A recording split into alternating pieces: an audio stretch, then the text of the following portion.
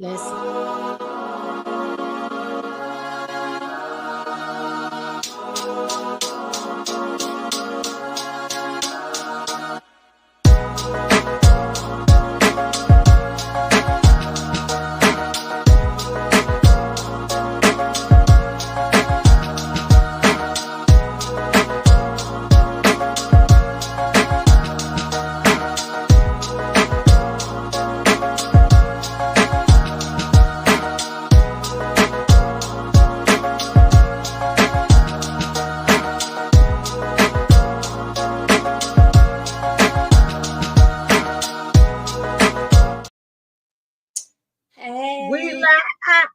Look, I'm over here I like love my little intro. I do. I be dancing to our little intro. I be like, I was over here like, okay. Right? How you be? How you be? Girl. I know, unusual day for us, but a We're day is doing an authorized Wednesday. Unauthorized, yeah. And unfortunately, authorized Sean Wednesday. won't be able to join us on our unauthorized day, but that's okay. That's okay. We'll hold it down. I checked in with Q and Michael because they've been trying to get back on here with us. Right. But they are actually working tonight. They have their own business. They pretty dope. Well, first of all, let me give them a shout out. They are dope as hell. We need to put them on the sponsor page. We do. Listen. That's her fault because I've been told her to send it to me. So Q, baby, when you watch the replay, come around the corner. Okay. When you watch the replay, you're on blast, boo. Because I done told her a long time ago, send me your logo and shit so we can hype you. But yeah, they have a really dope audio visual business. Okay. Where they literally train all over. And travel all over and set up for like a lot of the major concerts and events people have probably attended. They're on the back end setting it up and breaking it down with all of this everything. Yes, so they're pretty dope. But anyway, they're working tonight doing some setup, so they can't make it. But she's still like, "Hey, babe, when we can get on there, we coming." And I'm like, "Yay!" Yeah. Benny is trying to let me get him another shout out too because he's a total badass barber. Don't look at my cut because I've been rolling in the bed and doing all kind of lounging and napping today.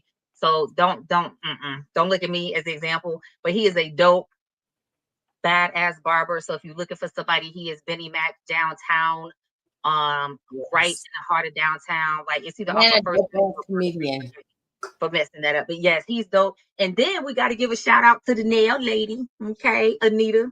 With fantastic. Look at that! I like them. Anita with fantastic nails. She be keeping your girl right, okay. I promise you, men and women always stop me and be like, "Your nails are gorgeous." And I'm like, "Thank you." Because they're not too much for me. They're like just enough for me to be a little sexy. But keep it demure, keep it simple, keep it calm and quiet. Right. But she be getting the girl together. Okay. Yeah, now while I get them done, I keep them short. Yes. I do. Yes. I keep them short because I'm on the computer all day. And so I can't, but because I love long nails. I see the ladies and I'm like, those are gorgeous, but that's not, listen, I be done broke one because I be breaking these and she be having to fix them. So no, we're gonna stay cute and short and sassy. Yeah. So now that we've given our shout outs, I do confess I was a bit under the weather yesterday, so I don't even think I posted to tell people we were rescheduling. I know I didn't. I didn't even post yesterday to tell people we were rescheduling for tonight. Jen? Yes. Please text her. But just so you guys know, we rescheduled from last night to this night as you watch the replay because we wanted to support Roland Martin and his live stream that he was doing for the State of Our Union. So I literally had him pulled up on multiple devices to help with the views. I sent the link out to other people. I shared it on my Instagram. I shared it on my threads. I shared it on my Facebook stories and page because he was really trying to gather the people, have commentary. He had rounds of speakers and people talking. He had a pastor. Forgive me, I do not know his name. But he had a pastor. Man, I forgot his name too. He was really good. He was fire. But he was bringing numbers. Listen, he went up just and the Lord said, like he was bringing facts. He was bringing numbers. He was bringing information. And they really stood on business as far as not only just throwing attack or downplaying our community of why Right. haven't we done better, but they were really talking through some of the reasons of why. So to lead into that, because I know what we said tonight was we were just going to talk shit about all the things that was going on. Right. So to lead into that, one of the things that I realized, and I would love your feedback, Gypsy, is for me, because I can't speak for everybody, but I realized for me as I was listening to Roland Martin yesterday and the people that were talking, and I've said this before, but I think it clicked in a different way. The exhaustion that I feel as a Black person and as a Black woman often prevents me from being able to do as much as I would love to do to support the community. Now, and I realize that I do a lot. Every time somebody asks me, so I have 2 separate businesses, right? I do property management, I have my wellness firm. On either side, when somebody asks me for a recommendation, I'm trying to think of a Black therapist first, a Black doctor first, a Black nutritionist first, a Black herbalist first, a Black whoever first, or a person of color. Then I go outside of that and I tell them other people, right? On the property side, I always got to act in threes. I got to give everything in threes so there's no bias. But I always make sure it's a Black face or a person of color in that list. You know what I'm saying? Always. And so I'm always promoting us, hyping us, talking about us. But I realized as far as engaging in a lot of the events and being in public, and I am not a frontline person. And I've talked about this before. I'm not, because I recognize 2 things. I don't have a real gray. And I think Spirit has put that in place to protect me and other people. You understand? Right. Because I'm either going to be Cabbage Patch or I'm going to be a fucking gremlin after midnight. Right. And I think that probably is one of the reasons I don't have children, because see, I will kill over mine. And God is like, you can't do nothing if you behind the jail or up under the jail or in the jail. Like, come on, Jay, let's get some act right. Let's let's breathe. Let's breathe. So I'm the one that pours into the people, right? I'm the one that's holding space, the safe person, the safe space, doing the session, doing the work. You come dump it here. We're going to work through it and release it. And then you get back out there and be great. But I think that what that shows up as and what people think or assume, and not just me, but people, period, they assume that if they don't see you, that you're not doing anything. And so it creates this false narrative that we're not supporting each other. It creates a disappointment when people don't see you because they think, well, if she ain't doing it, I ain't got to do it either. And then it creates a space of rejection and a space of shame because we judge ourselves thinking we're not doing enough.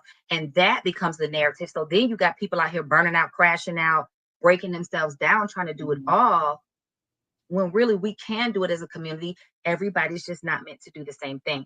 That was one of the biggest takeaways I had to sit with. I love your thoughts on this. I'm gonna go ahead and make sure I share it out because I did a bad job yesterday. I didn't. Y'all forgive me. What my thought on that is, when he was talking, I was thinking about that too, and I was thinking about how we don't give each other grace either.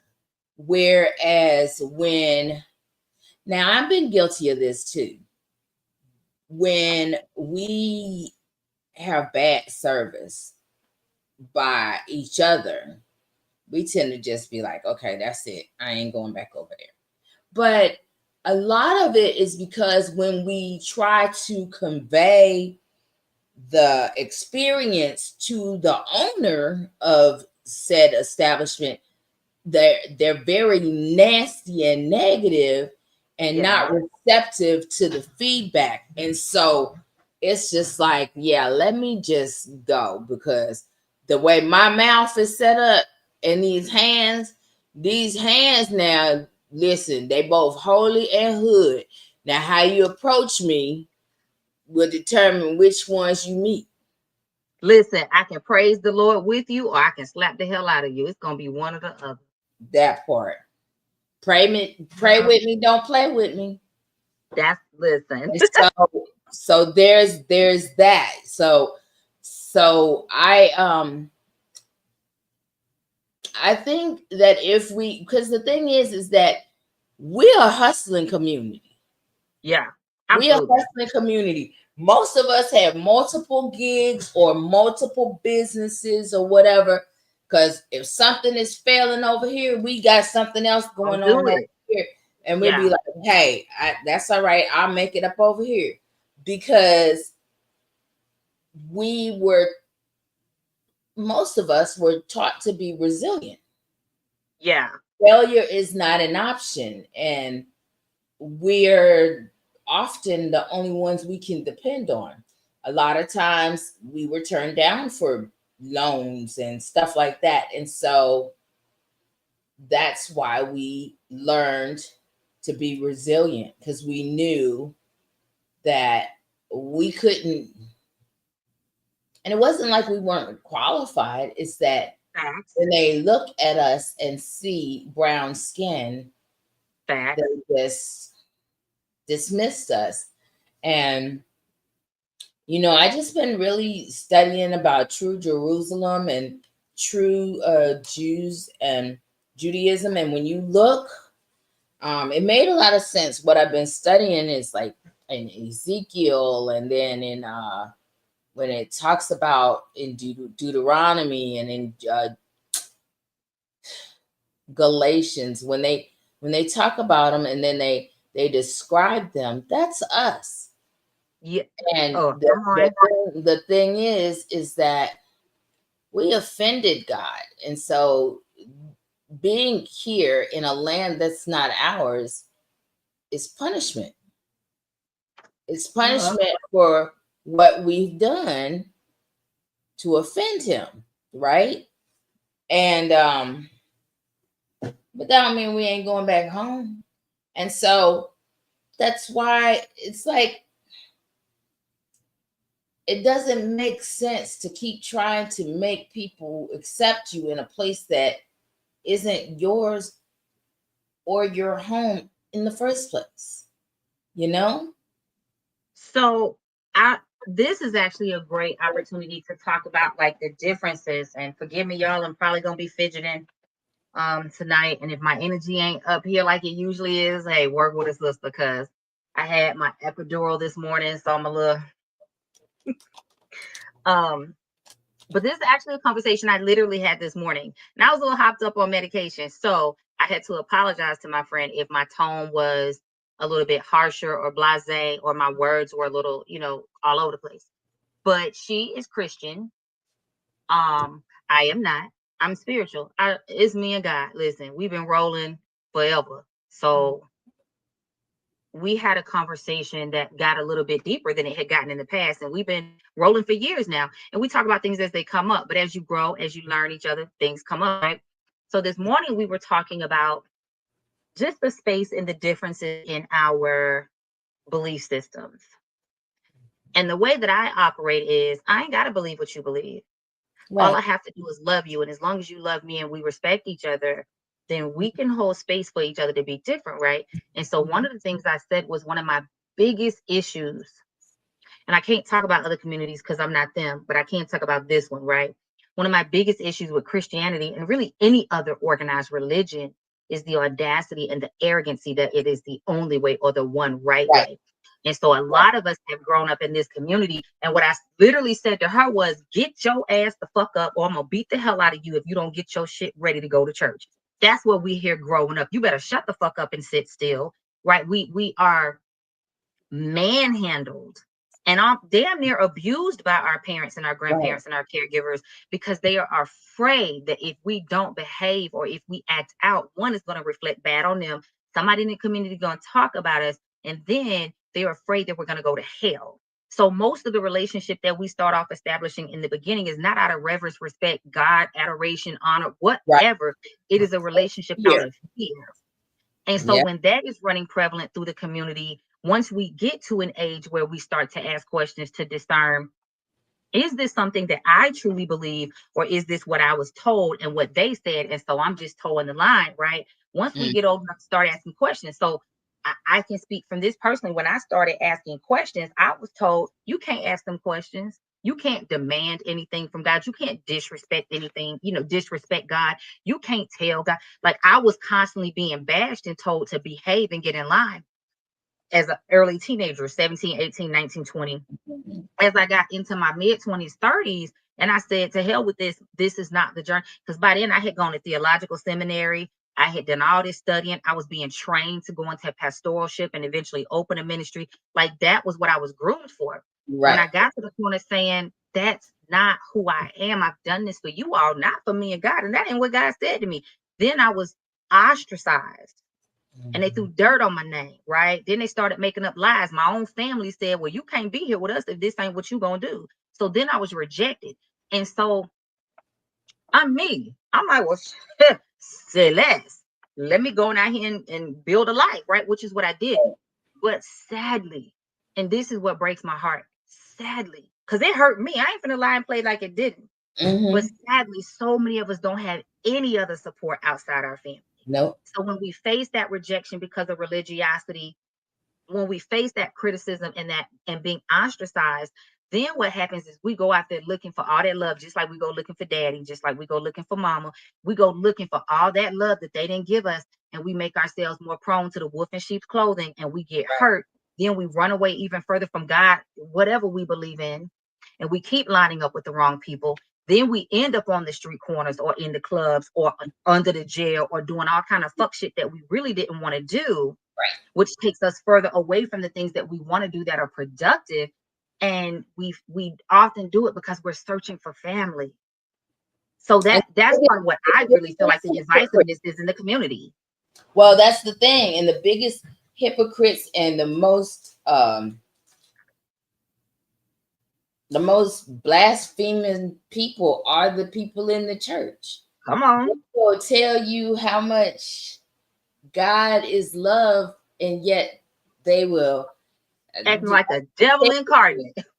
I can't tell you how many I done seen sitting in the back pews talking talking shit about everybody in the church, and then they know all the gossip.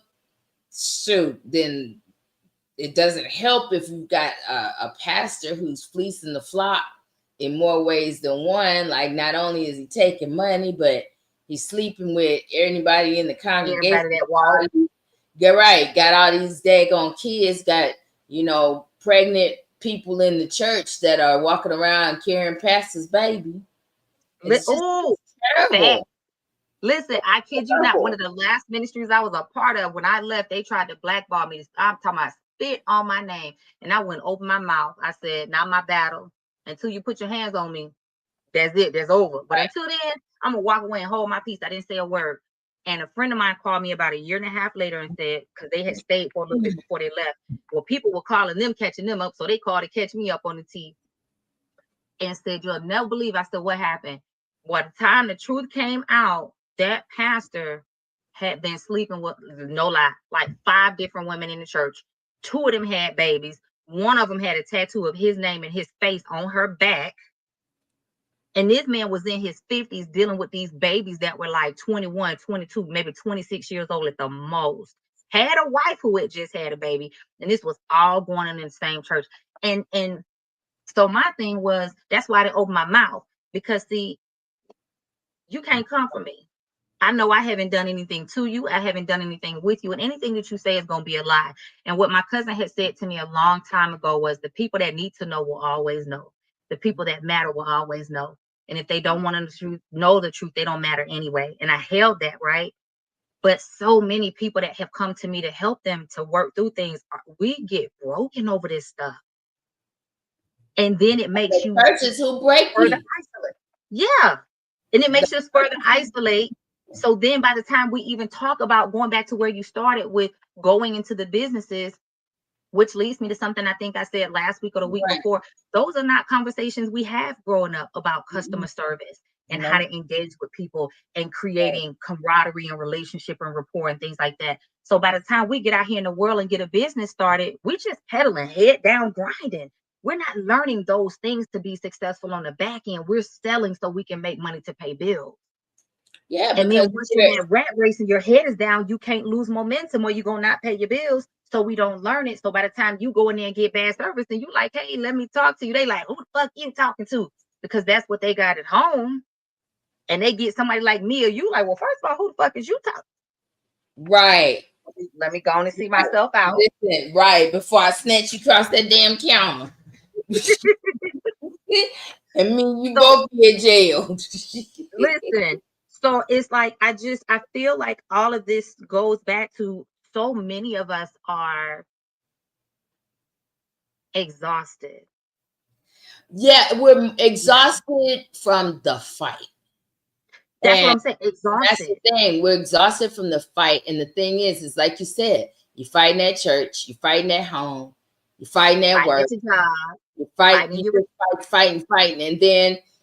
And then I hate to say this, but when you meet somebody, they beat down, you beat down. And then while you start out with good intentions, both of y'all, all you've learned how to do is fight, not communicate correctly. Woo. Come So on. then you wind up in a toxic situation because toxic is familiar. And And unfortunately, if toxic is familiar, you'll keep going through that. Your and boy doing it. said that's what the topic is, just everything, baby. Just everything. Let me catch up on these comments. Jen said, "Hey, loves. Hey, boo thing." Jen. Jason said, "Y'all late a whole day now. Hey, boo." So, see what happened was we decided That to part. postpone to today so that we could all share out and promote Roland Martin's live last night for the State of Our Union. If you guys have not seen it, I will grab it and put it in the comments It here was so that really you can good. click over. It was really good, and we were just wanting to honor that and hold space for that and then talk about it today.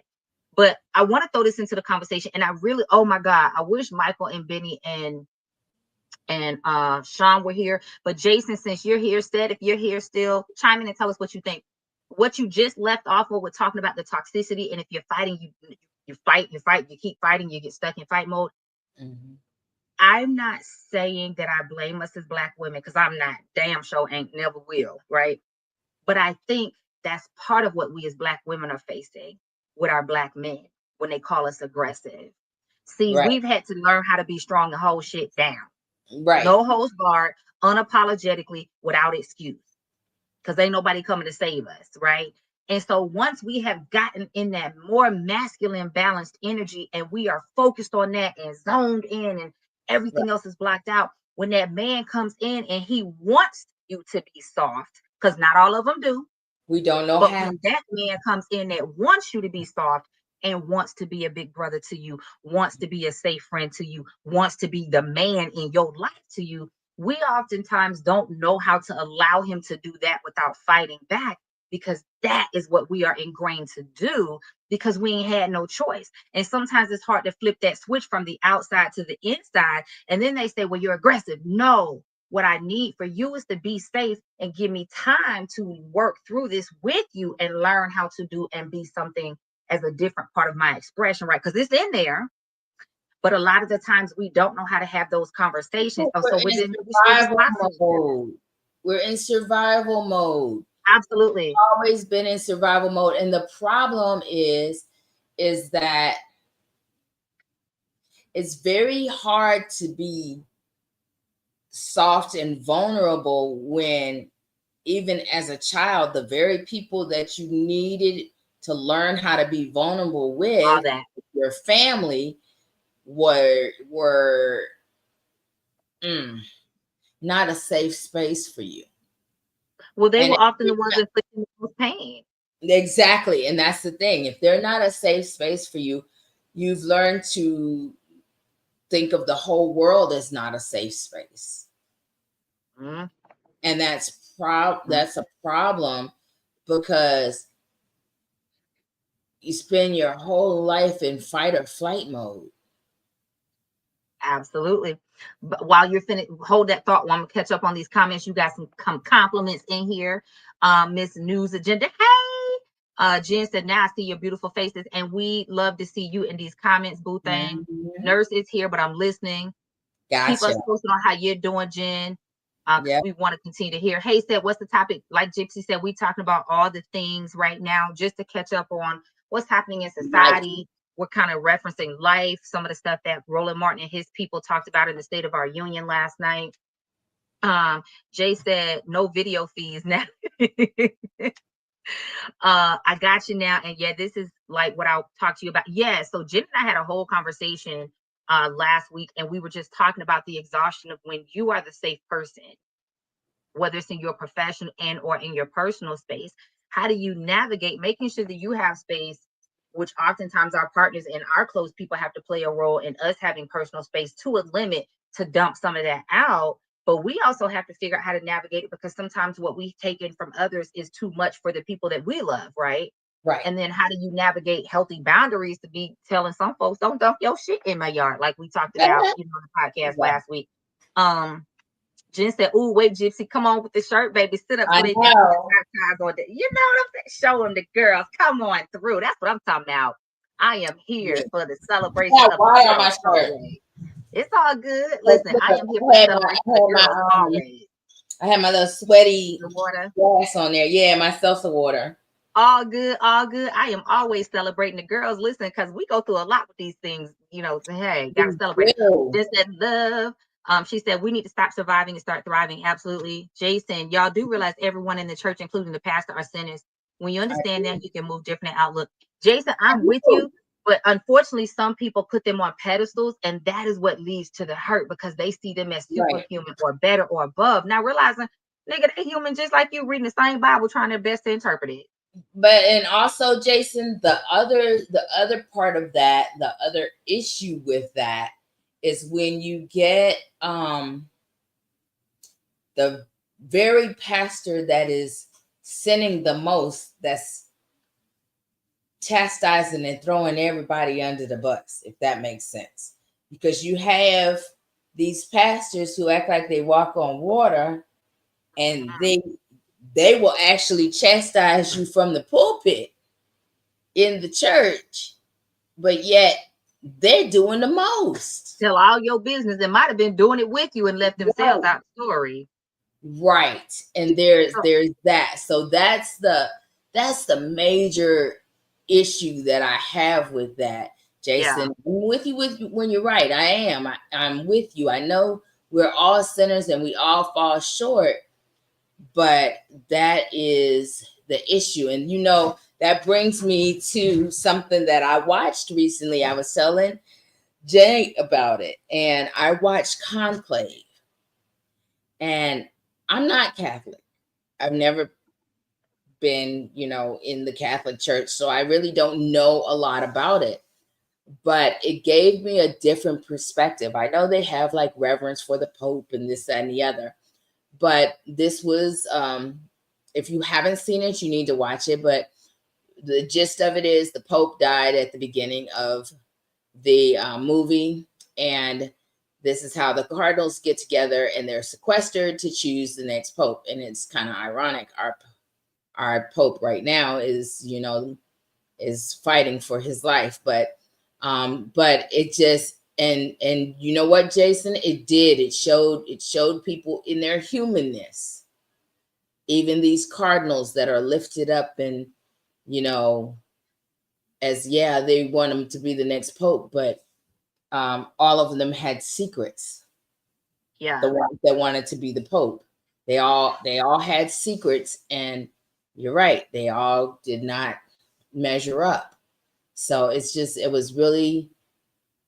really enlightening, but it also showed all that gossiping and stuff that goes on in church, even amongst the leaders. Jen said, time to get out of that trauma knee-jerk response. Daryl, good morning. I'm gonna say good morning, Lord bless it. Good evening, But sir. Jen said I was gonna give up meat for Lent, but I can't quite quit cold turkey. Listen, I think sacrifice is about giving up what makes sense for you, not right, because anybody else said it, but what does that do for the relationship that you have with what you believe in? How does it nurture that relationship? How does it open up freedom or movement in the space for you or your right, spiritual team or whatever? I don't I and that's me, because again, I'm on a slightly different path, but I just always look at God. Anything that I do, anything that I am offering, what's the reciprocity in it? Why am I offering it as a sacrifice?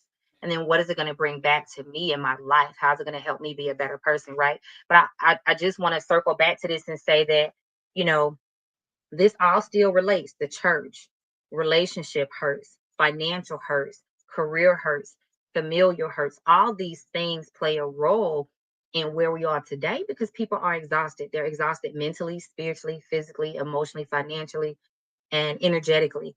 And when you're exhausted and you're in a place of, the word we've been using tonight is survival, it really puts you in a place that makes it hard to make the best decisions for yourself, because everything is focused on, how do I get through this next breath? How do I get through this next moment and keep my head above water? And Right. so if you're here, and the way that I explained it to my students this morning, as I was doing a meditation for them, using the spoon theory. If you don't know what that is, the spoon theory is often referenced in the mental health circles and concerning chronic pain. So arbitrary number, if I have 28 spoons, I've got this many spoons that I need to dedicate one to each thing that I have to get through today. Each spoon represents an activity or something I have to do or be or create or experience. It's an expenditure of energy, right? So every time I take away a spoon, I'm less, and I'm Right. gonna get to zero where I'm bottomed out. Now I need to go to fucking sleep, right?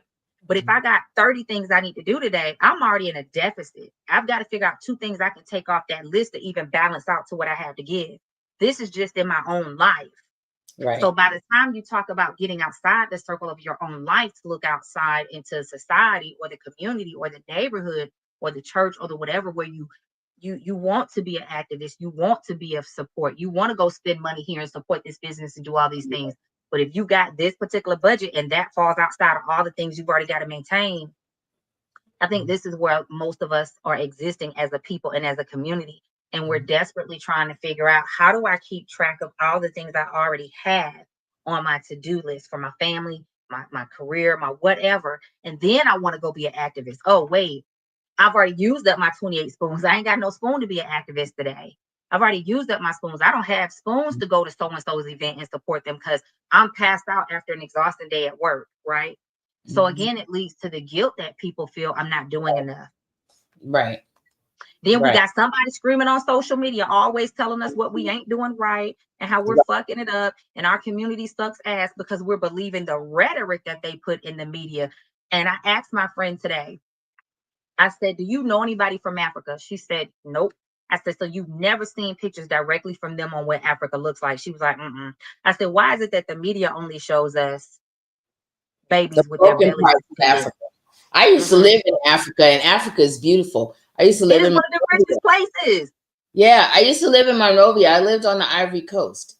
Yeah. And the Ivory Coast is that name for a reason. It's like very beautiful, rich in history and colors, and it's just a great environment.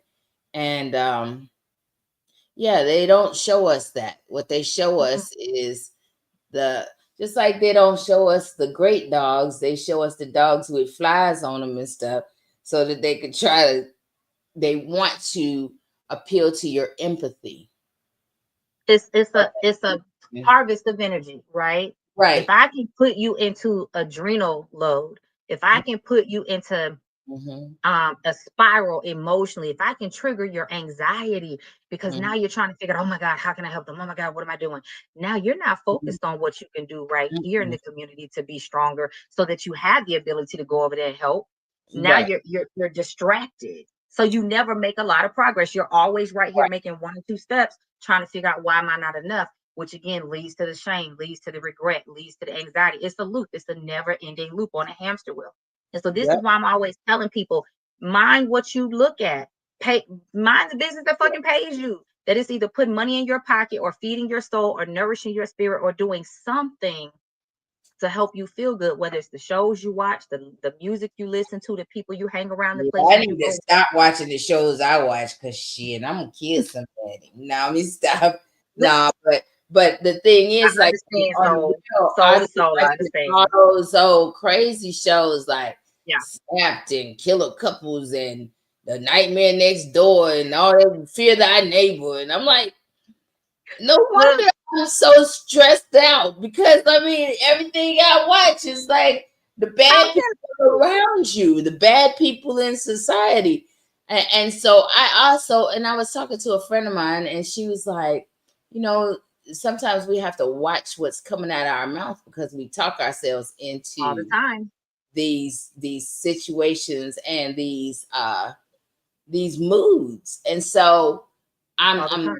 I'm trying to be a little bit more mindful, and it's gonna have to start with me, like, one, putting down the news, stop flipping them, flipping on the news, I don't have to know everything that's going on in the world. I really don't.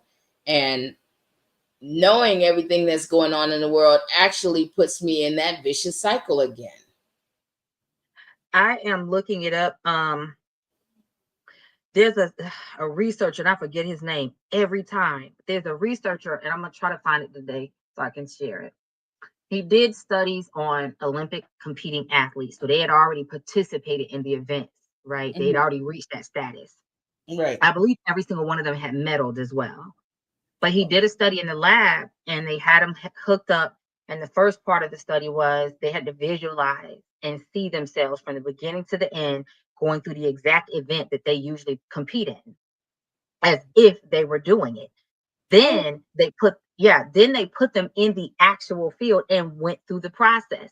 And the brain looked the same on both sides of the experiment, meaning the brain could not differentiate what was fiction or Mhm. visual and what was real, and they were actually doing it. So this is why words can be so powerful, because what we say is vibrated back or reverberated back into our brain. We are hearing it because we're speaking it, and it's on a loop coming back to us and being processed.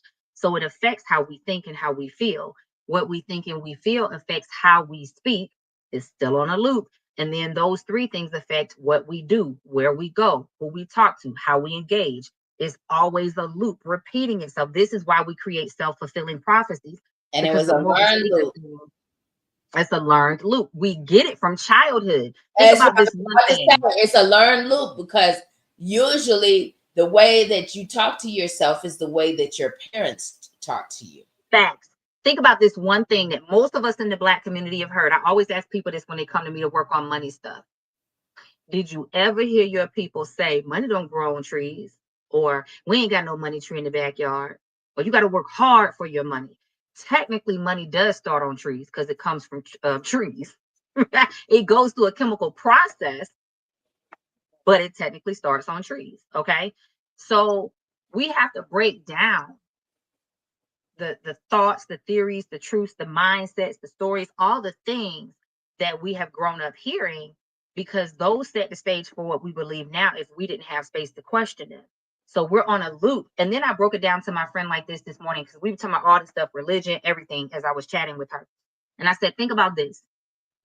When a man and a woman conceive a child, and that woman is gestating that baby for 9 to 10 months in her womb, 5 to 10 months, because some babies are born premature and survive, right? We'll say 4 to 5, 10 months. Mm-hmm. That baby is literally cooking in the soup of all the things that woman feels, and all the things Mm-hmm. that man felt when that sperm entered her body, and all the things Mm-hmm. he was spiraling through and feeling Yep. before they procreated together, right? And then it's literally cooking in the soup in its mother's womb of everything that she's feeling that time that she's pregnant. And then it's birthed out, having already been inundated with all this stuff. Think of when you put a soup on the stove, all those vegetables soak up the flavors, the seasonings, right? Everything permeates itself. I mean, permeates each other and becomes one big organism. So that being said, when that baby is born, now not only did you gestate in it for 9, 10 months or however Right. long, now you're in the real world hearing it. Now you're seeing it. Now you're feeling it, because how many parents, and this is not about judgment, but how many parents have picked up their babies in frustration? How many parents have yelled at their kids in frustration? How many parents, mothers and fathers, have yelled at their kids because they hated the spouse or hated the partner, or were mad because that person was no longer there with them? How many times have parents taken out their pain and their frustration, their anger, their fear, their insecurity, whatever, on that child and beat the stew out of them, right? So now by the time you get old enough to start asking questions, going to the way we started with church and people threatening us not to ask questions, you still internalize it. So by the time you get old enough to ask questions, a lot of people don't, because they are so overwhelmed and inundated with fear. Mm-hmm. And it just keeps cycling back. Check this out. We talked about this, I think, on a previous podcast a few months ago, maybe, and we didn't go too deep into it, but I mentioned epigenetics. Yep. So in the simplest term, epigenetics is the understanding that our DNA is altered by the experiences that we feel with intense emotion. It doesn't change the wholeness of the DNA, but it's like it adds a tag to it.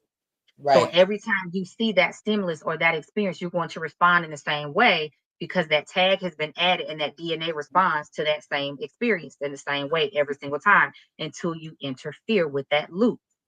So what happens when we pass on our DNA to our children, they now have that same genetic tag.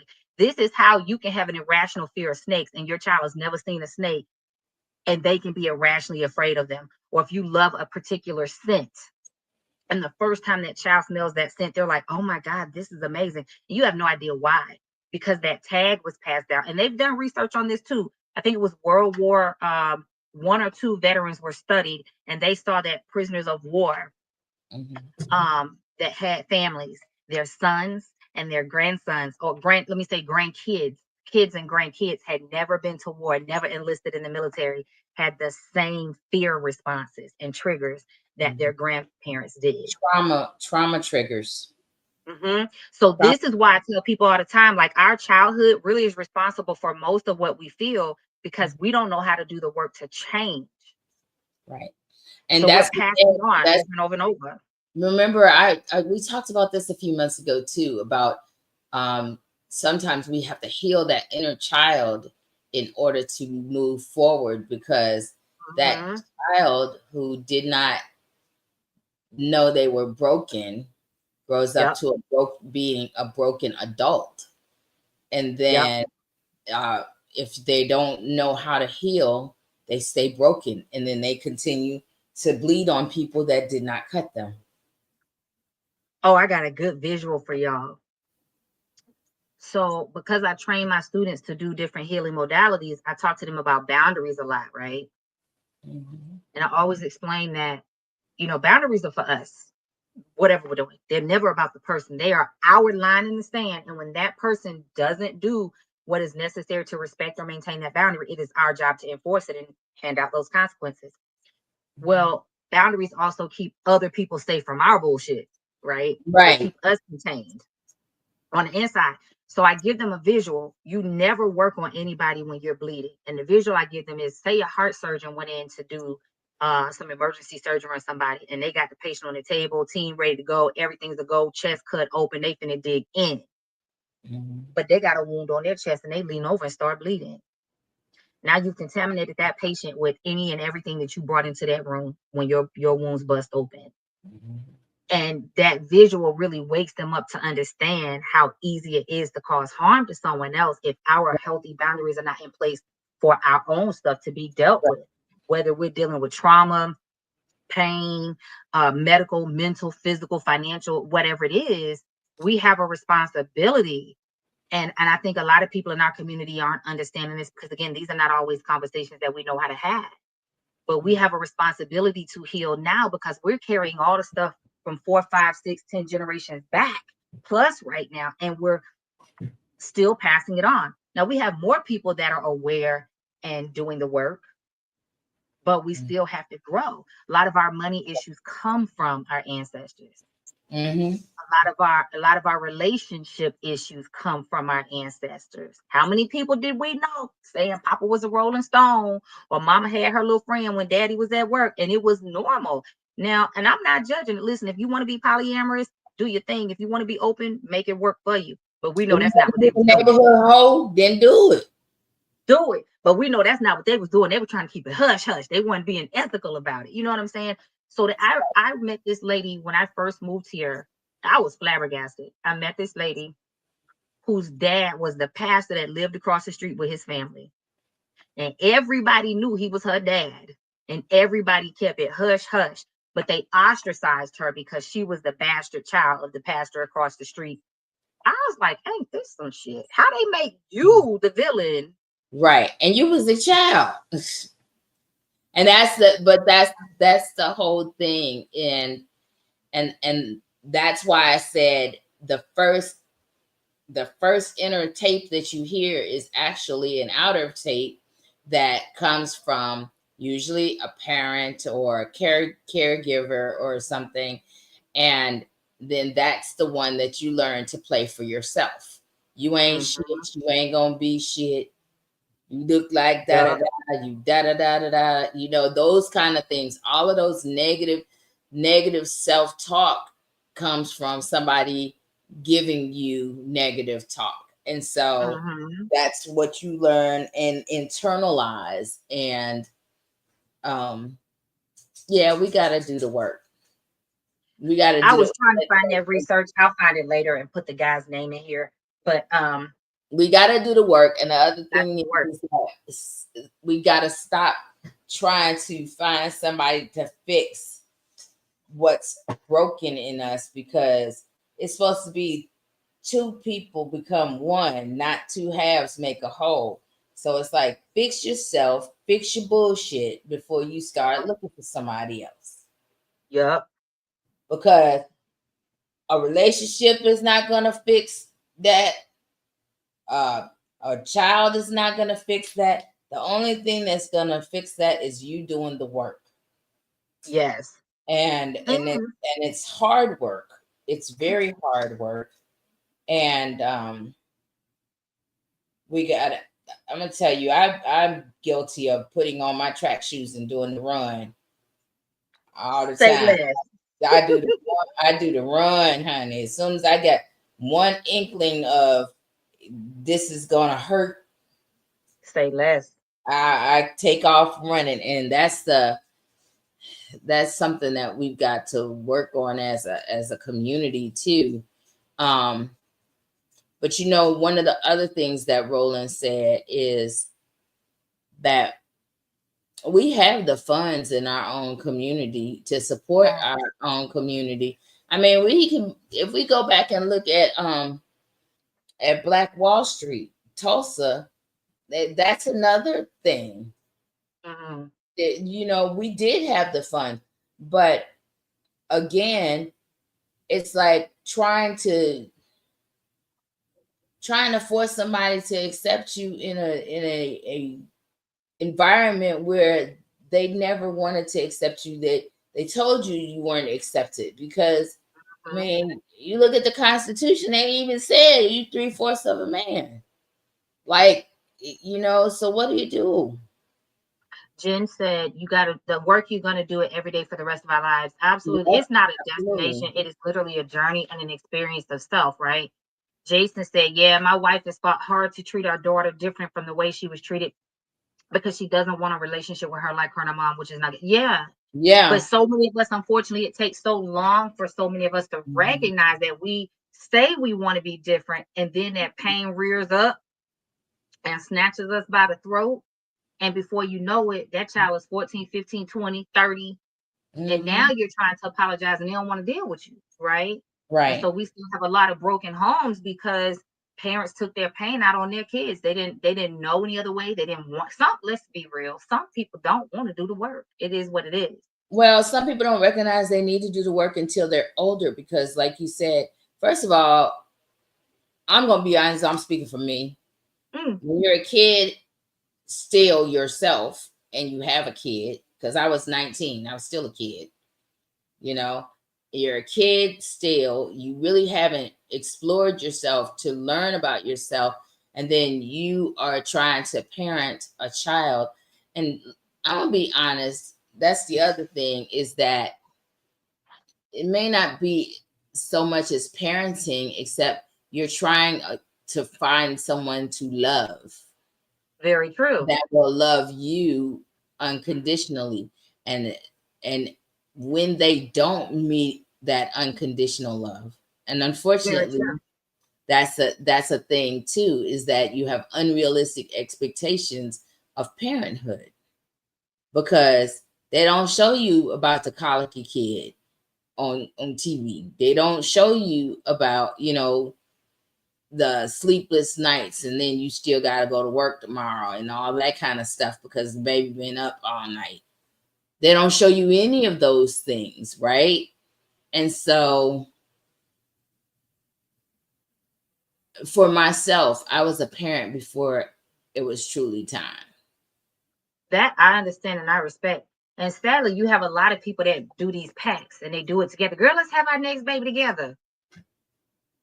Yeah. Say what? Right. Why is you out here talking to other people that have kids and you can't afford yours and they can't afford theirs? But it's cute. They want the baby belly. They want the baby shower. A lot of people have kids, men and women. Let's not make this all women. Men and women have babies thinking it's going to make the other person stay. Mm-hmm. Right.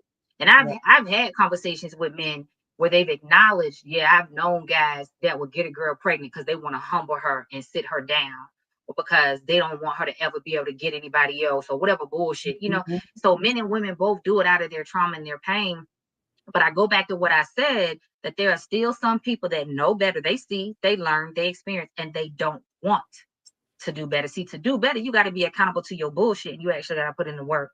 And there are some people that just don't want to do that. Jen said, words without action steps are meaningless. Pray and move your feet. I like that. Pray and move Yep, your I feet. like that, Uh, Jen. I'll be a kid till I die, but I've learned that this kid makes me Girl, adult part of Jen to be happy. You better speak, girl. you too, girl. I'm gonna be a big ass kid till I get up out of here. See, You I got better to, speak, I girl. gotta tell you what happened this morning. What My happened, girl? my puppy, well, he's Mm. not a puppy, he's a dog because he's 4. But anyway, he was No, I the don't. only Yes, I one. do. He was the only one who decided, because I got 3. So he was Yeah. the only one who decided that he was going to not come when he was called. My Yeah. son was calling him and he was not going to come. So my son went and got the belt.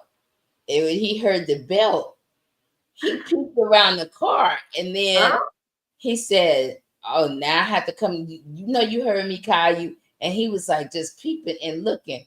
And so, I'm a big kid, so I did exactly what would you do as a kid? Run, Choice, run! Come on, run, Choice. Yeah, so I'm encouraging him to run, and then I let him in the house. you are the problem, Gypsy. You are the problem. I let him in the house. So yeah, I'm going to be a big kid until I leave here. You I am are the problem, Gypsy. I am Uh, the problem. Jen said, like when I told Jay over the weekend, my joy comes from soul family that I created, not from the toxic BS blood relatives. Whole facts. Listen, I am more loved and honored and respected by the friends in my life that I call family. Is he peeping in the room? Yes. I'm gonna give you his brother. He has a twin. Hey, twin. Oh, he's This is his so twin. adorable. Yeah, Showing a puppy. this is Chase. I have decided. See, my plan is my big babies got to go out in the yard. They too big. Smokey is like 70, 75 pounds. And Oh, Callie and Eddie. Shango, he been that way. He's 4. And then Callie and Shango, they're about 7, 8 months now, and they're about 50 pounds. So by the time they're full grown, they're gonna be 80 to 100 pounds each. And I'm like, no, babies, y'all got to go out. They got to go out in the yard. I got to go ahead and put, yeah. But I want a lap baby. I want like a 5, 10 pound pup that can sit in my lap and like cuddle. They still can't sleep in the bed with me, but they can cuddle with me and I can take them, But my big babies, they got to go outside because it's, oh, wait, Jen said, wait, I am the puppy patrol XJ. I need to see the puppy. Non-negotiable. This kid needs a puppy. I feel you, Jen. Like the little girl in me is like, I need a puppy. What's my brother's name over there? What's his name again, Gypsy? His name is Chase. So I have Chase and Choice. Chase and Choice. Tell him the story about why you named him Chase and Choice. Okay, so Choice, I got Choice first. Choice, because I made a choice to become a fur mom. I was in California when I found their breeder, and she called me. I had Choice maybe about a week, and I was getting ready to go home, and she said his brother was failing to thrive after he left. And she said, if I give you a discount, will you get him? Because he's the last one. And so I called my son and I said, hey, you want a puppy? And he was like, yeah, I guess. I was like, he's like, what kind of puppy? I said, he's just like the one I was getting. He's a Morkie, which is a Maltese and a Yorkie. And so he named his Chase because he chased after Choice.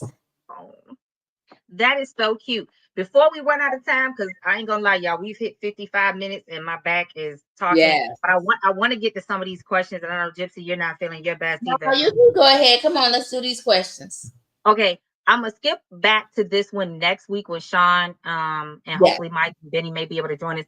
But somebody sent in a question, what does intimacy look like for men? So I don't want you to think we're ignoring you. We will Mm, get back to that question next week when we have some yeah. guys to answer it.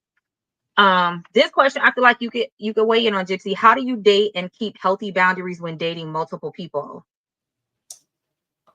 Don't put them in your space and don't go in their space. Always date in neutral territory. That Keep them in way zones. you can keep healthy boundaries because my personal space is for um intimacy, and that means like close friends and family and that kind of thing. And Mm-hmm. when you're dating multiple people, you haven't decided if they're going to be long term, and so they need Yes, to not be in your space and don't go in theirs. facts. I I would agree with that. First of all, I say keep them in zones, even if y'all Mhm. live in the same city or crossed over cities. I say keep them in zones. Now that doesn't mean lie to people because I'm all about Yeah. being in integrity with yourself. So be upfront if you're going to talk to multiple people or date other people at the same time. Be upfront about that and let them know. Like, so when I date, I am very clear that until you and I have a conversation about being an exclusive relationship or exclusively dating or whatever we're gonna call it, I got hoes in different area codes. Now, once we had that conversation and you make your intentions known, I can decide how I'm going to respond, and that's where we go, right? So, the person that sent this question in, I feel like you have to figure out what your integrity level is. But I also suggest keeping them in different zones because even if you are being upfront and you're telling people that you're dating and talking to other people until you're exclusive, the average person doesn't want to see you frolicking and doing whatever with somebody else because I've seen people say, "Oh, I'm good with it. I don't care." And the minute they see the person they really like frolicking and doing whatever with somebody else at the restaurant or the bar, they in their feelings like, "Oh," and now Right. you got seen or somebody's carrying Because on the phone and now texting. now it's real. Now it's real, right? So I say keep them in different zones. If you know you like to hang out with with Stacy over here in this particular area, you need to Mm, choose another location or another area where there are restaurants and different things that you can enjoy maybe 20, 30 miles away. And so and so and so and so and until again you have that conversation. I also like what you said, Gypsy.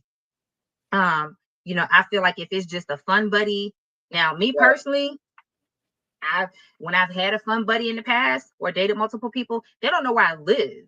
I Right. always meet them out somewhere until Yep. I decide that I want to be exclusive with someone, right? Right. So I feel like you Exactly. need to set your boundaries and your ground rules. And more than anything, I think it was a woman who sent this. More than anything, think of it from your perspective of safety as well. What is it going And to take for you to feel safe and to enjoy the experience until you're able to have that conversation with that man or that woman, whoever you're dating, or whether you might decide you want to be monogamous or be open or whatever that may look like, you know, make your best choice, but also make it from a standpoint of safety. The next question was, and well, let me catch up on these comments and then I'll go to the questions. Um, Jason said, Jay, you can't be tweaking like you. you 20 no more, man. Man, listen, life looked real different at 45 than it did at 20 and 25. Right. Jen said, I can't do more than one. I'm so monogamous and I want him to shut down to other women or get butt hurt Yeah, real quick. but not too quick, Jen. And that's why Yeah, once you get to the intimate stage or whatever, or you feel like you want more, then yeah, get them to shut it down. But if you just y'all still in the get to know you stage, because I'm gonna tell you something. I'm now quick to shut down those with red flags. yeah. Yeah, red Well, flags will get you up out of here. facts. Well, Jen and I talked about this a little bit over the weekend when the question came in. I brought it up as I was chatting with her. And one of the things that I said as well was, I think that the disservice that women do to themselves is they start off wanting to be monogamous without even having an understanding of if that's what that man wants or that woman wants.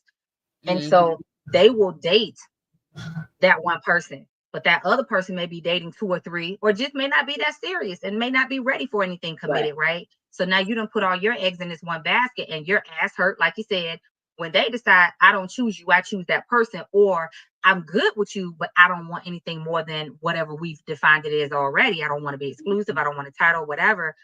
And the other thing that a lot of women do is they cut their people off Yeah. So when something goes wrong in that relationship, or even if it goes right, that man still has friends and family and all the things. Meanwhile, you have Mhm. nobody, so you're lonely and rejected every time he's not in your face looking at you. Right. Me, I need space. Get the fuck out of my face and go be free somewhere for a day or two. Like, let me breathe, Right. let me nap without you under my skin. Let me take a shower without you looking at me in the corners of the door. Like, I'm that person. But a lot of women do a disservice to themselves because I've seen it so many times, a relationship or a marriage breakup. You ain't got no family, you ain't got no friends because you isolated, or you dated and he chose and you weren't chosen. Right. And we set ourselves up to so do what makes it. I say this. Let me simplify this. Do what makes sense based on your energetic and your emotional capacity. What do Mhm. you have the emotional stamina to do? What do you have the energetic capacity to engage in without harming yourself? Do that so that you can truly enjoy, because dating should be fun until you choose that person. And then even once you're in a relationship with that person, it should still continue to be fun. You should still continue to date. Um, let's see. All the pup coat. No, that was two different This is, dogs, Jen. yeah, this is Bent Bent. Yeah, that Bent. was two different dogs. Jen said fur baby's face is blurred out. Oh, Oh, that's he's because cute. I have but yeah, this is Bentley. They all have the same face though because they're all part Yorkie. She said, I'm like 25 years behind in dating. Girl, give me a call. Girl, I got you. We're gonna talk through this. I'm gonna hip you to some game and we're gonna talk through it. At 56, I have to realize a man without baggage to unpack probably isn't realistic. It may I'm not be 55 realistic and that you're right. nobody has baggage, but if he has baggage, is he doing the work? We all got baggage, but is he doing the work? But girl, give us a call. We'll talk you through some things. Right. Because of the adoption to hit the dating pause button, and now I see nobody else paused. My deal was unique. Doesn't matter. You still have time now. Right. Let it go, forgive, move forward. You have time now to find your person, Jen. It's never too late. This folks get married in the 90s. Okay. Girl, so my stepsister, her dad got married at like 78. See, Yep. And folks so get married in their 70s, 80s, and 90s yeah, at this it's point. never too late. And I mean, I'm 55 now, and I mean, I'm not gonna tolerate no bullshit just to be dating or whatever. But at the same time, I know that everybody has baggage. It's just, has he been working on his baggage or is he still dragging it around like the bag lady? Facts. That part. Um, So this I've been working on my bags and I'm trying to like unload some. And so because I've been working on my bags and I'm unloading bags, now if you coming with a U-Haul worth of bags, we can't do nothing with that because that means you're not working on stuff and you probably just jumping from person to person. yeah, you Like, and hoe hopping that's the for thing your is a pain lot and your of trauma. people, yeah, Yeah. that's what a lot of people do because they're afraid to be by themselves. And if you're afraid, listen, this is what my thing is that Mm. if you don't like you, why the fuck should anybody else? If you're afraid Facts. to be by yourself and you don't like spending time with yourself, well, damn it, then why would anybody else spend time with you? Listen, Learn how you to have be to like and love yourself to know how to show other people how to do so. That's man or woman. Doesn't but matter. I just started learning that, and I'm not gonna lie. I had to like go and deal with my trauma and learn how to do that. So yeah, there's that because I accepted unacceptable behavior before, because I thought I could love them into not submission but acting right. A lot of people do, unfortunately. You can't love somebody into acting right. If he gonna act right, he gonna act right because he want to. Ain't Yeah. nothing you can do to get him to act right. Facts. People It's change when they're ready to change, whether it's in motivation for you because of right. you or something deep within themselves. People change when they are truly ready to change. And that's when it's a lasting change. If not, they do just enough to keep you convinced. And then they falter, which sets up a cycle of bitterness for you and anger for them because they mad because you keep wanting to hold them accountable and what they're doing is not enough. Jen said, I am on myself and happy, but I want to level up, blessed all my relationships was blessed. All my relationships were great. That's a blessing.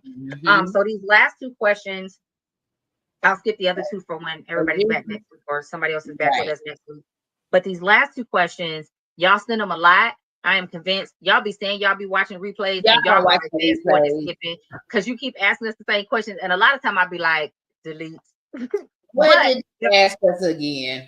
every once in a while I bring them back because I know y'all be it's some people that are new, and then I know sometimes you got to hear it in different ways at different times.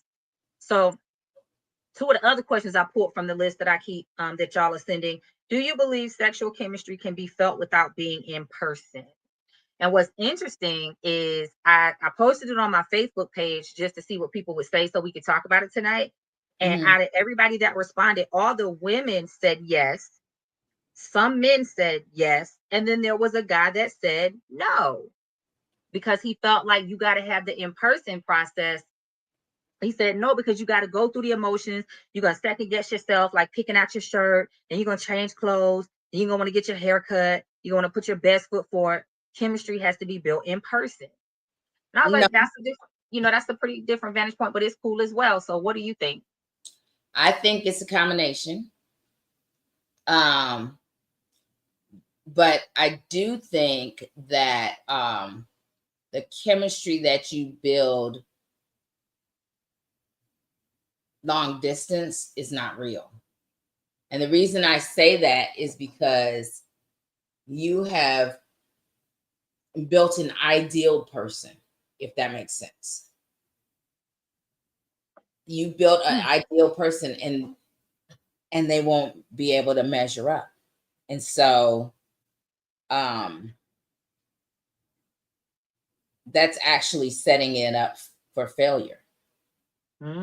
Because yeah, while you're not there and y'all are, you're imagining what it could be like, but he's gonna fall short, and so are you. And then the minute that it falls short and doesn't meet your hallmark presentation, you're gonna be ready to throw the towel in. And So so I can agree with that. right, so it's six in one hand, half a dozen in the other, because your fantasy will never live up. Your reality will never live up to the fantasy that you built. I can agree with a lot of that, but I will also counter it and say, I think it also truly depends on where you are in your journey of self, right? So I've in all the years I've been doing this work, I've seen people that have met in the military that had. So I had a couple. Oh my God, this is an amazing story. About 15 years ago, I had a client of mine that I was training. She wanted to fit into her wedding dress for their wedding day. They were celebrating their 25th wedding anniversary. They had met when she went to visit a friend of hers at the base. I think a week later, they met again and exchanged numbers. Somewhere in that week, they started talking on the phone, and he got shipped out. So he was gone for some months. And then when he came back, they dated for a few more months and got married. Long story short, they were married. They were married within, I think, 7 or 8 months of meeting each other. I think he came back on leave and they got married. And to this day, they are still married. So I think they're about to hit 35, 40 years. And when I tell you, So everybody that What? stay married ain't necessarily happy. No. Well, that's what I'm saying. When I tell you because I had the privilege of, she actually became a good friend of mine. I visited their church for a while. They were ministers. I got to hang out with her and her daughter. Her daughter was in her 20s. By the time I met them, they were all, grown. But they are one of the couples that I would truly say demonstrated to me what is possible with love. Now, is that going to happen for everybody? No. They were young, weren't they? They were in their 20s. But like I said, I'm not saying that's going to happen for everybody, but it is possible. I've had friends and clients that met online and got married within months and are happy. I've had people that I've known for years, they've dated for 5 to 10 years, got married, divorced a year later. Like what I say is this all the time when I get this question. What matters most is the quality of the conversation. if you're able to meet in person, the quality of the experience in person, how do you engage? Are you focused on impressing the person, or are you focused on letting your guard down so that they can see who you are and make an informed decision, and vice versa? Are you doing, that's why I said, what is the relationship we have with yourself? Are you doing the work to see yourself and work on your shit, right? Are you dating with intention, or are you just throwing darts at the wall hoping to pick something or be picked? All of those things matter. So I say it's the quality. What is the quality of the conversation? What is the quality of the engagement and experience that you have with that person? I think that determines. I don't think there's a strong yes or no. It's like, who are the people involved, and how do you relate to one another? Well, I'm gonna piggyback on something else that you said too.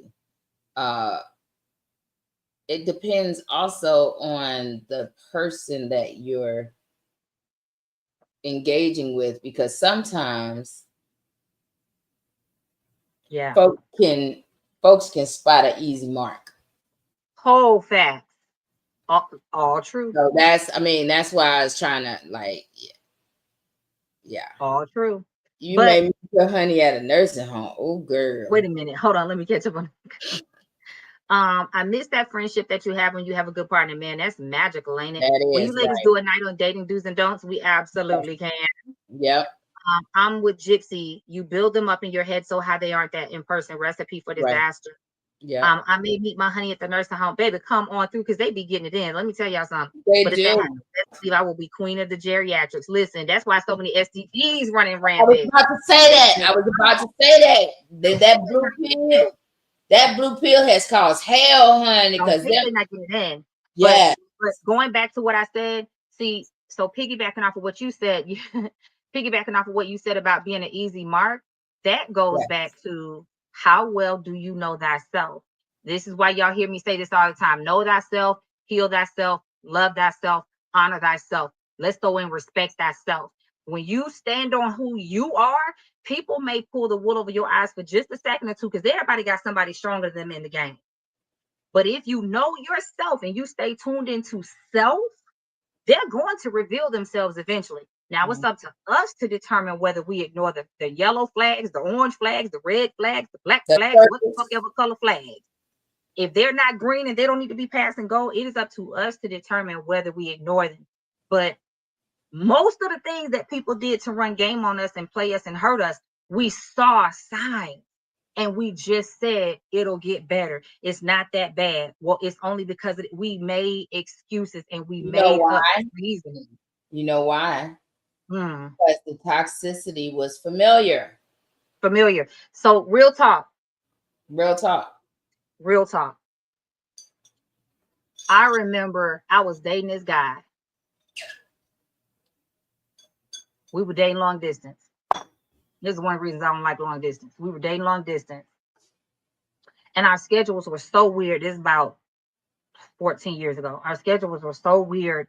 We just couldn't coincide. It was just a lot going on.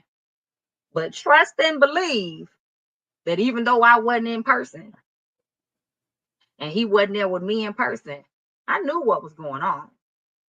I listened. So you let people talk, right? I listened. I paid attention. And I dreamed. I always end up seeing things in my dreams. So I was able to tell him, well, I know you was with this chick last night. Da, da, da, da. He was like, hey, sir, I could tell you what you had on. And I'm not saying that everybody can do that. What I am saying, and the point being, because I've had the wool pulled over my eyes before too, and it took me a minute to realize certain things, right? But what I am saying is that the more in touch with yourself you are, the less likely it is that somebody can really drag you. They may get you for a few steps, but you're going to see it and disengage if that's what you want to do. Now, you may stay at the party and deal with the foolishness, but you have options. You get what I'm saying? Yeah, but OJ, that's fine. I like that. Know thyself, heal thyself. Yes. Again, I'm just saying, tune into yourself. That gut instinct, that gut intuition is there for a reason. It's there, but sometimes I've been guilty. Sometimes you just want it to work so bad. Very true. That you ignore it. But that's not their fault. My ex-husband, we should have never been. What? We should have never been married.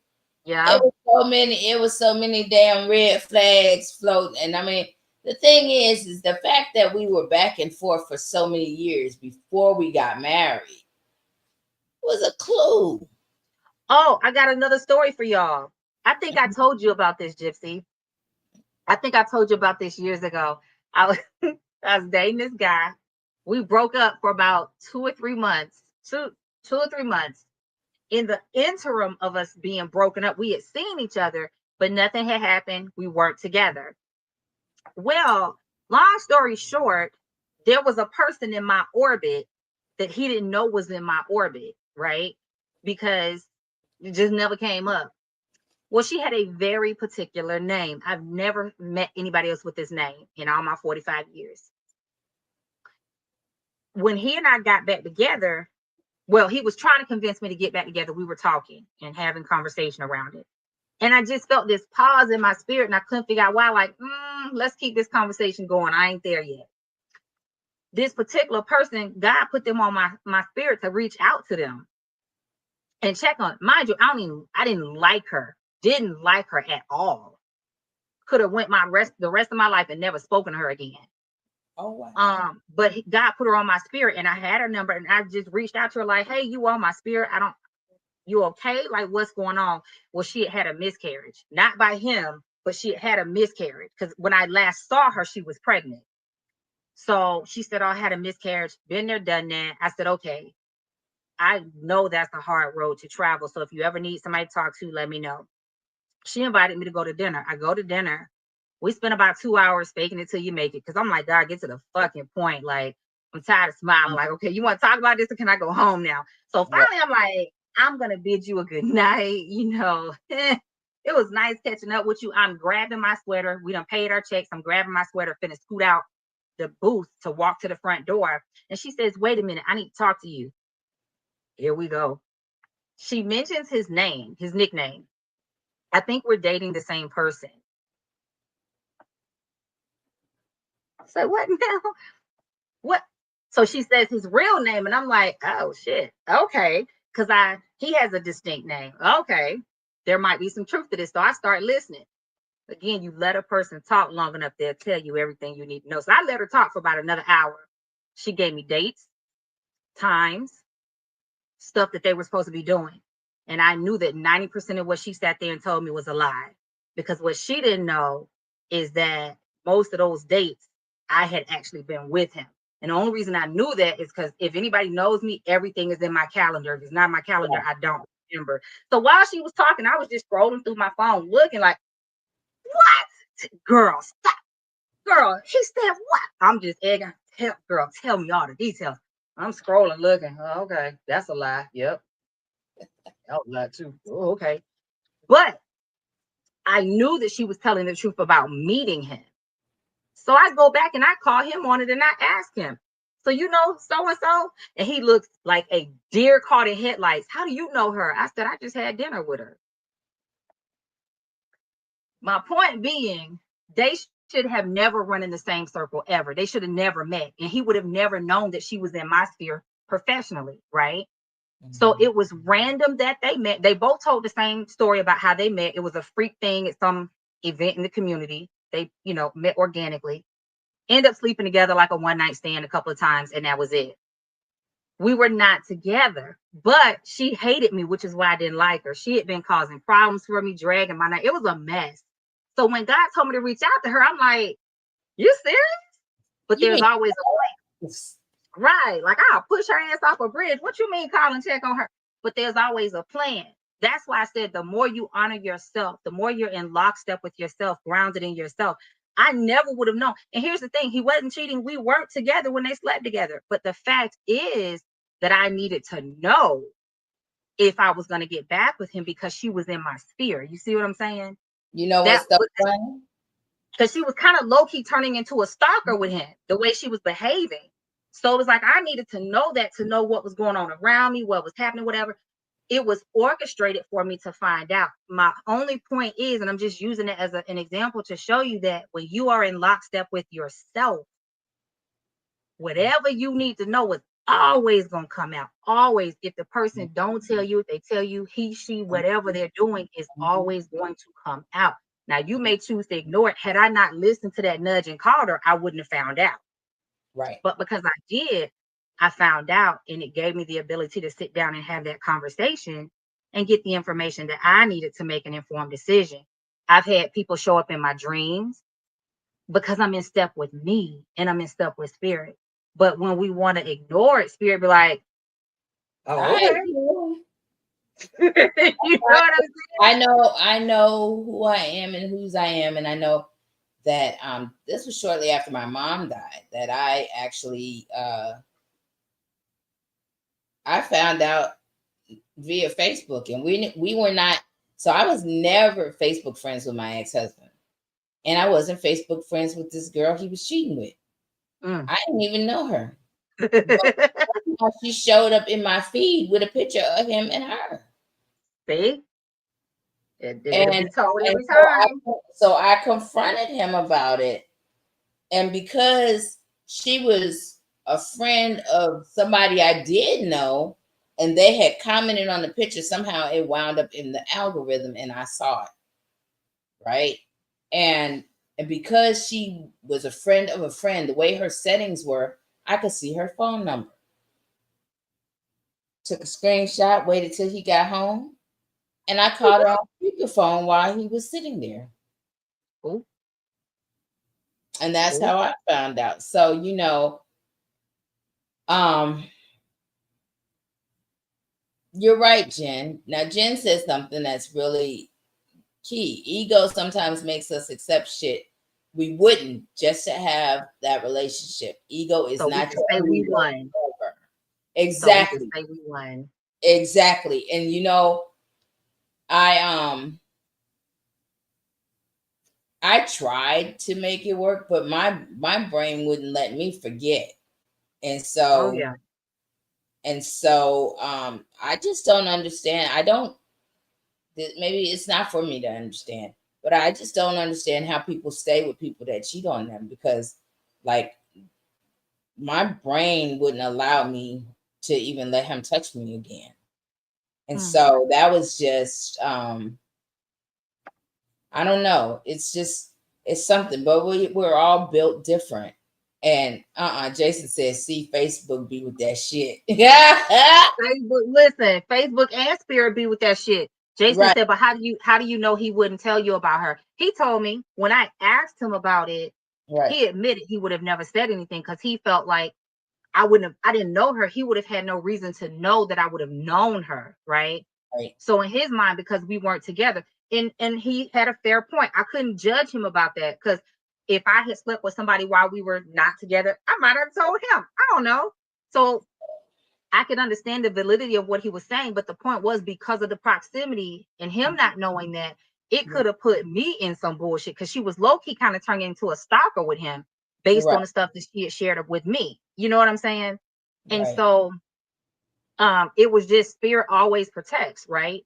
Mhm. Anytime we aren't true to our, and yes, Facebook be on that bullshit. Anytime we aren't true to ourselves, that relationship is a no. Facts, because Right. it won't work. So It I won't. go back to the answering the question: what is the quality of the communication that you have? What is the quality of the engagement that you have once you meet?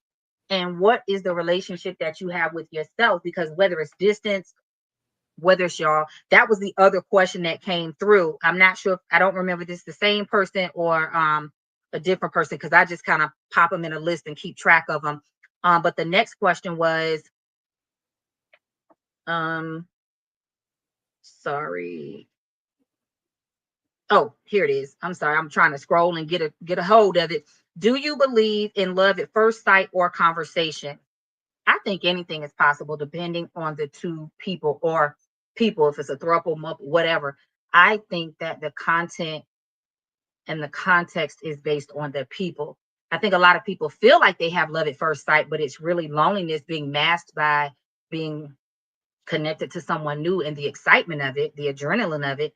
And then I think that there are people that truly are comfortable in their own skin and are able to recognize how they feel about a person. And some people said yes. It was kind of half and half. Some people said yes, some people said no. But uh Jennifer commented and said, depends. What's his credit score? I'm with you when you're right, girl. And then another Shanice said, not sure about love, but I think that people who share the same soul can quickly recognize the potential for love and a deep connection upon seeing each other or speaking to each other. So I have to agree with Shanice because, I've said to you all, I don't believe in twin flames, but I do believe in soulmates. And I think we have multiple soulmates depending on what we're here to experience in this world. So I think souls recognize souls. And that is the love that you feel. Is not the cognitive experience or the feeling emotion experience. It is the soul recognizing the soul. And then the deeper love that processes on an emotional and a cognitive level comes as you engage and have more time with that person. Jen, you said love at first sight oh my God, only happens when it's a dog. Wait, is that a dog or a cat? Oh, I don't know. Yeah, I don't think there's a. You don't think so? No, it's lust at first sight. It really is. It really is because the sight of them appeals to your carnal side because you don't know them to be in love with them, but you are in lust with them because your loins are wanting to get to know them. Your loins. I have not heard that word in so long. Mm-hmm. Yep. And so that's what it is. Y'all, we got to go. We finna go. I'm just finna tell you. I'm finna tell you something. What? That's a lesson. Tell it. Sometimes you have to be careful about the company you keep or the places that you go. So, yesterday there was an event here in DC. There was Trump gave the State of the Union. Tell me why there was a first term Democrat that went to. There was a bunch of stuff that happened last night.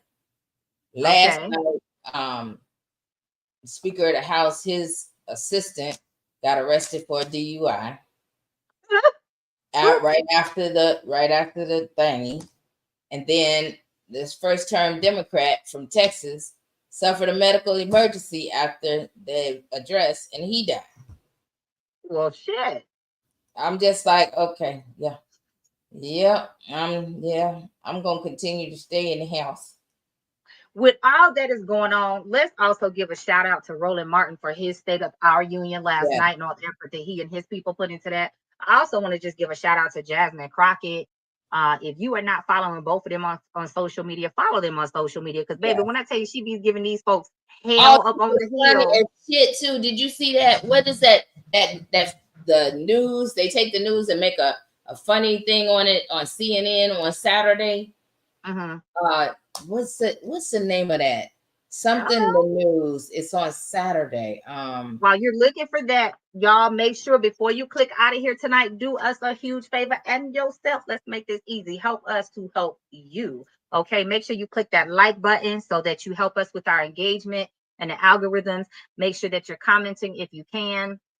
And most of all, just grab that link and click the share button so that you can pass the link on to somebody else and help us to find more people to grow our audience. Because if you're not sharing with them, do you really like them? That's all I'm saying. Do you really like them? Because they need to be on this conversation. Love you, Jen, as well. And make sure that you hit that subscribe button as well so that you can be notified when we go live. We do try to remember to set out reminders, but sometimes we just don't have a chance because life be life. And so if you hit the subscribe button, you will always know when we're popping new content up here. Did you find that information? Because I'm ready to go. Yeah. My back hurts. Oh, what was that show on Saturday? It was too fun. Oh, all of the news with Roy Woods Jr. Have I got news for you? That's what it's called. It's called Have I Got News for You? And when I tell you, she was on there Saturday, and it was hilarious.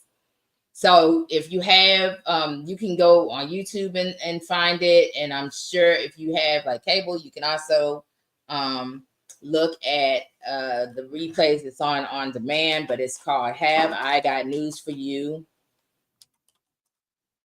Thank you, Jen. You too, Love Bug. Have I got news for you? I'm going to look that up. They talk about the real news, but they have a funny spin on it, and it's with Roy Woods Jr. Jason said that's my boy Roy from Beham. Okay, so now I really got to look it up because we got to represent the Beham. With that Yeah. being said, again, if you're not following Roland Martin and Jasmine Crockett, Roy Woods Jr. Thank you, Jason. I'm sorry, thank you, Gypsy. Make sure that you follow both of them because they're keeping up a lot of posts and updates as well on what's going on and helping us to figure out how to stay clued in, giving us ideas on what to do, how to fight back, how to speak up, and all those things. And as exhausted as we may be, because we all are, I get it. We've also got to figure out the ways in order to be able to navigate this landscape and use this momentum that we're building. And not just say we sitting it out, fuck the other people. We ain't got to fight for them, but we damn sure got to keep fighting for ourselves, right? So with that being said, before we bring this to an end, anything else you want to throw out on the table for the Miss Gypsy? No, they just need to go on YouTube. It is on there. I am looking at it now, so it is on there. The one from Saturday. So yeah. Boop.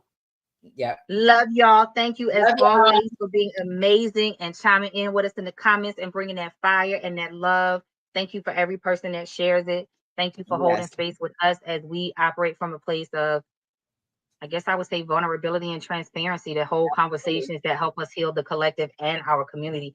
With that, I ain't gonna lie, y'all, my back is back in, so Yep. it's time to go. And we're going to end on a good note. There were some people that have been restored that were fired recently. They've been restored by the lawmakers at least for 45 days till they get proper process. So that's good news. Holy Spirit, activate. Good Ain't that what news. they said? That what was that movie?